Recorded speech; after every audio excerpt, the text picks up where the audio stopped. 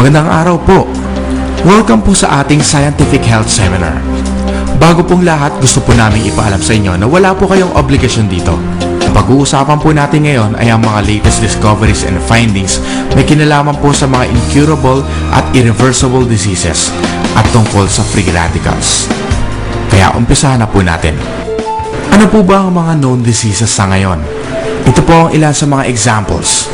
SARS, AIDS, cancer, asthma,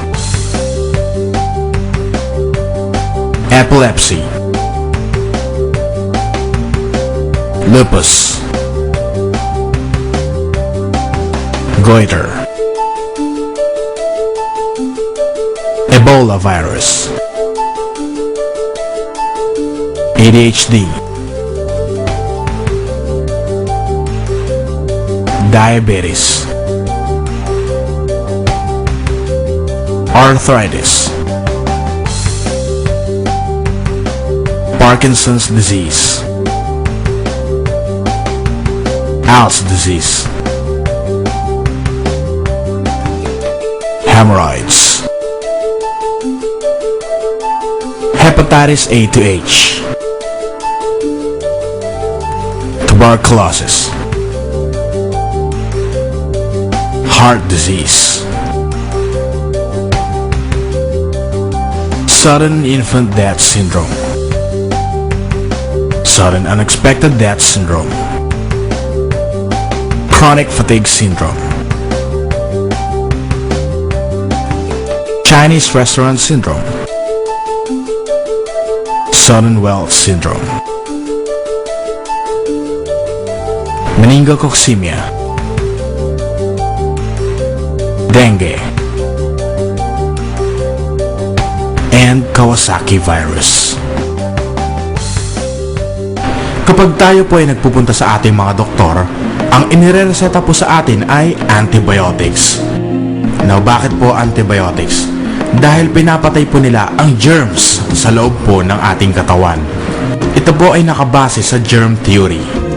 Ano po ba ang germ theory?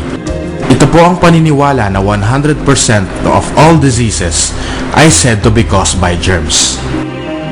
Ang mga example po ng germs ay bacteria, virus, fungus, at parasite. Para malaman po natin na ang sakit ay galing sa germs, kailangan po ito ay maging contagious, transferable, at communicable. Ayon po sa latest scientific research, 10% lang po ng lahat ng sakit ang galing sa germs at 90% naman po ang galing sa free radicals. Ngunit mas bagong research po ay 100% na po ng lahat ng sakit ay galing sa free radicals. Ano po ba ang free radicals? Ito po ang scientific meaning. Sila po ang mga extremely reactive and unstable chemical species having unpaired electron that reacts with body molecules. Nanggaling po sila sa mga internal at external sources.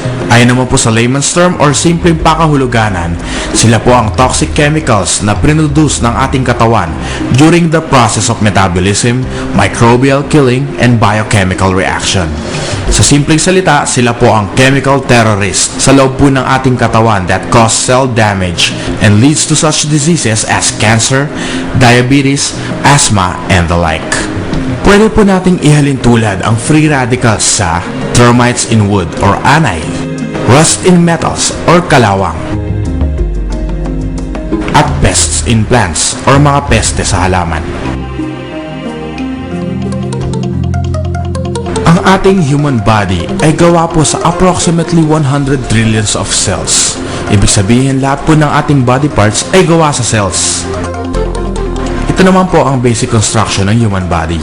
Ang cells po ay bumubuo ng tissues. At ang tissues, pag nagsama-sama na po, sila po ay bumubuo ng organs. At ang group of organs ay nagpo-form naman po ng group of systems. At syempre, ang group of systems naman po ang bumubuo naman sa ating human body. Ang free radicals po or toxic chemicals, pag pumasok po sila sa ating katawan, sinisira po nila at dinadamage ang ating mga cells.